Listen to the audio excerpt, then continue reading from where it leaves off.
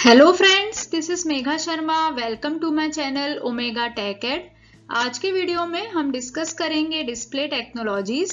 Graphical display को हम two types में डिवाइड कर सकते हैं। फर्स्ट है रास्टर डिस्प्लेस एंड सेकंड है वेक्टर डिस्प्लेस।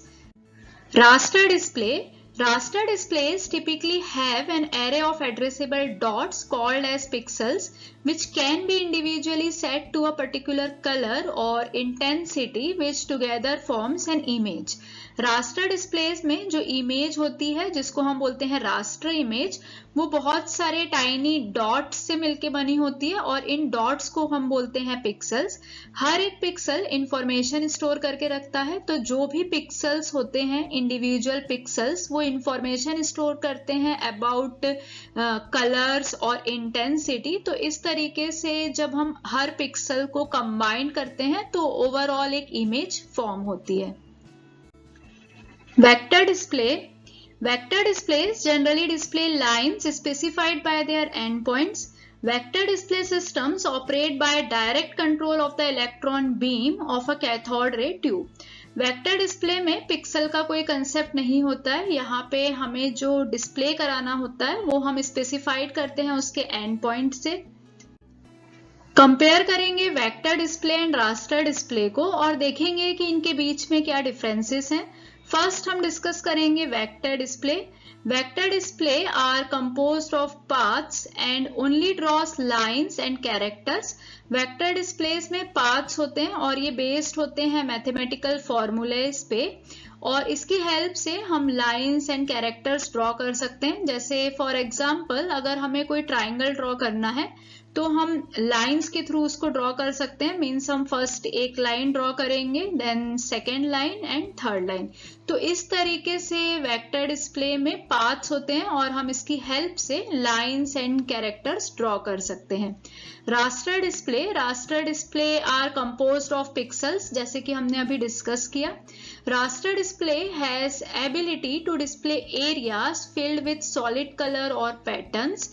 जैसे यहाँ पे हमारे पास एक डिस्प्ले स्क्रीन है, इसमें हमने पिक्सल्स लिए हुए हैं। अब इन पिक्सल्स में हमारे पास इंफॉर्मेशन होती है, हर एक पिक्सल्स में कलर और इंटेंसिटी की इंफॉर्मेशन होती है और हर एक इंडिविजुअल जो सेल होता है, जैसे यहाँ पे एक बॉक्स है, इसको हम बोलते हैं पिक्सल।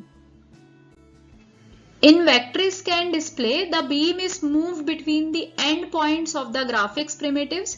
जैसे कि हमने अभी डिस्कस किया कि वेक्टर इमेजेस में जो इमेज होती है वो पाथ से बनी होती है, उसमें पाथ्स होते हैं। तो यहाँ पे जब हम स्कैन डिस्प्ले की बात करते हैं, वेक्टर स्कैन डिस्प्ले की बात करते हैं, तो जो बीम होती है वो एंड पॉइंट पे ही मूव करती है। मतलब ये सारे एरिया पे, सारी स्क्रीन पे मूव नहीं करेगी, सिर्फ जो चीज हमको डिस्प्ले करानी है उसके एंड पॉइंट पे ही ये बीम मूव करती है। In raster scan display, the beam is moved all over the screen, one scan line at a time, from top to bottom and then back to top. तो यहाँ पे raster display में हमने पढ़ा है कि रास्टर इमेजेस में pixels होते हैं। तो रास्टर स्कैन डिस्प्ले में जो बीम होती है वो पूरे स्क्रीन पे मूव करती है। ये एक एक लाइन पहले कंप्लीट करती है, पूरा top to bottom and then back to top. तो यहाँ पे हर एक पिक्सल्स पे जो छोटे छोटे स्मॉल डॉट्स होते हैं, हर एक पिक्सल्स को ये लाइन स्कैन करती है और उसके अकॉर्डिंग यहाँ पे इमेज डिस्प्ले होती है। इन vector display, scan conversion hardware is not required. Vector graphics can be scaled to any size without losing quality, that is absence of aliasing. Vector display में क्योंकि हम पाथ को यूज करते हैं, यहाँ पे जो इमेज फॉर्म होती है, जो लाइंस हम ड्रॉ करते हैं वो बेस्ड होते हैं मैथमेटिकल फॉर्मूलेस पे। तो जब हम इसको स्केल करते हैं, स्केल करना मीन्स इसके साइज को बढ़ाना, तो जब हम इसको जूम करते हैं, इसकी साइज को इंक्रीज करते हैं, तो यहाँ पे इसकी क्वालिटी डिस्टर्ब नहीं होती है, इसकी क्वालिटी लूज नहीं होती है, क्योंकि जो भी ग्राफिक्स है, जो भी वेक्टर ग्राफिक्स हम बना रहे हैं वो मैथमेटिकल कैलकुलेशन पे बेस है। तो अकॉर्डिंगली जब हम उसका साइज इंक्रीज करेंगे तो वो डिस्टर्ब नहीं होगा। जैसे कि कोई लाइन है, उसकी इक्वेशन है अगर y = mx + c, तो उसको स्केल करने के बाद भी उसमें कोई चेंजेस नहीं आएंगे। तो यहाँ पे अलाइजिंग की प्रॉब्लम नहीं होती है। जबकि अगर हम रास्टर डिस्प्ले में देखें तो रास्टर डिस्प्ले में हमको स्कैन कन्वर्जन हार्डवेयर रिक्वायर्ड होते हैं और डिस्टॉर्ट हो जाती है इमेज आफ्टर जूमिंग। मतलब जब हम इमेज साइज को बड़ा करते हैं तो इसकी जो क्वालिटी है वो लूज हो जाती है, जिसको हम बोलते हैं aliasing. Aliasing is the jagged appearance of primitives as displayed on a raster device. This phenomena is also known as the jaggies. तो अलाइजिंग बोलते हैं या फिर हम इसको जैगीज बोलते हैं। ये प्रेजेंट होता है रास्टर डिस्प्ले में। जैसे फॉर एग्जाम्पल अगर हमारे पास कोई इमेज है तो जब तक इसका साइज हमने छोटा रखा है तब तक ये हमें क्लियरली दिखेगी, लेकिन जब हम इसको जूम करते हैं तो हमको स्क्वायर लाइक अपीयरेंस दिखता है, स्टेयरकेस लाइक अपीयरेंस दिखता है। जितना हम इसका साइज बढ़ाएंगे तो इसकी क्वालिटी जो है वो और खराब होती जाएगी।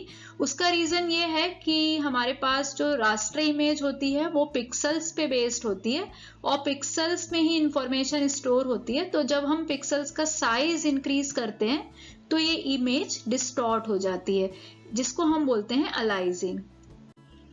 Vector display cost is more. अगर हम कंपेयर करें रास्टर डिस्प्ले से तो वेक्टर डिस्प्ले कॉस्टली होते हैं और इसीलिए ये रेयरली यूज होते हैं। यूज्ड फॉर प्रिंटिंग पर्पस, क्योंकि हमने पढ़ा है कि वेक्टर डिस्प्ले में जो इमेज क्वालिटी है वो डिस्टॉर्ट नहीं होती है। तो जब हमें बड़े बड़े बैनर्स पोस्टर प्रिंट करने होते हैं तो वहां पे इमेज की क्वालिटी इंपॉर्टेंट होती है। मीन्स अगर हम इमेज का साइज इंक्रीज करें, उसको बड़ा साइज करें, तो वहां पे अलाइजिंग की प्रॉब्लम नहीं होना चाहिए। तो उस केस में जब हमें बड़े बड़े बैनर्स प्रिंट करने होते हैं तो प्रिंटिंग पर्पस में हम इसका यूज करते हैं। जो कॉमनली यूज्ड वेक्टर ग्राफिक्स हैं उनके कुछ एग्जाम्पल हैं, जैसे SVG। SVG का मतलब होता है scalable vector graphics. EPS means encapsulated post script and PDF means portable document format.